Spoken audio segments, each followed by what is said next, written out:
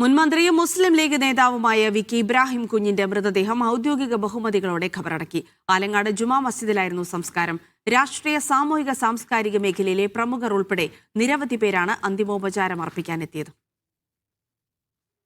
മട്ടാഞ്ചേരിയിൽ നിന്ന് തുടങ്ങിയ രാഷ്ട്രീയ ജീവിതം, സംഘടനാ മികവും നയതന്ത്ര പാഠവും സംഘടനയിലും കേരള രാഷ്ട്രീയത്തിലും വി.കെ. ഇബ്രാഹിം കുഞ്ഞിനെ വ്യത്യസ്തനാക്കി. 4 വട്ടം MLA-യും 2 വട്ടം മന്ത്രിയുമായി.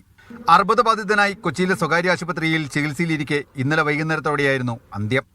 ഇന്ന് രാവിലെ വീട്ടിലും സംസ്കാരത്തിന് മുമ്പ് പള്ളി അങ്കണത്തിലും പ്രമുഖരുൾപ്പെടെ നിരവധി പേരാണ് അന്തിമോപചാരം അർപ്പിക്കാനെത്തിയത്.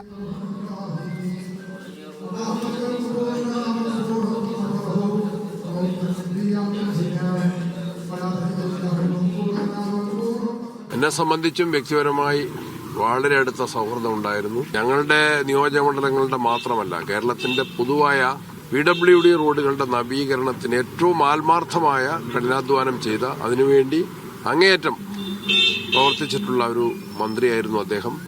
രോഗബാധിതനായിരിക്കും. അദ്ദേഹത്തെ ഞാൻ വീട്ടിൽ പോയി സന്ദർശിക്കാറുണ്ടായിരുന്നു.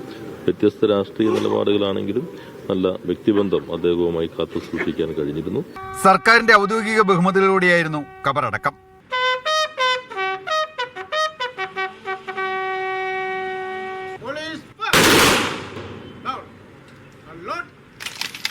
ചടങ്ങുകൾക്ക് ശേഷം പള്ളിയങ്കണത്തിൽ നടന്ന അനുശോചന യോഗത്തിൽ രാഷ്ട്രീയ, സാമൂഹിക, സാംസ്കാരിക മേഖലയിൽ നിരവധി പേർ പങ്കെടുത്തു.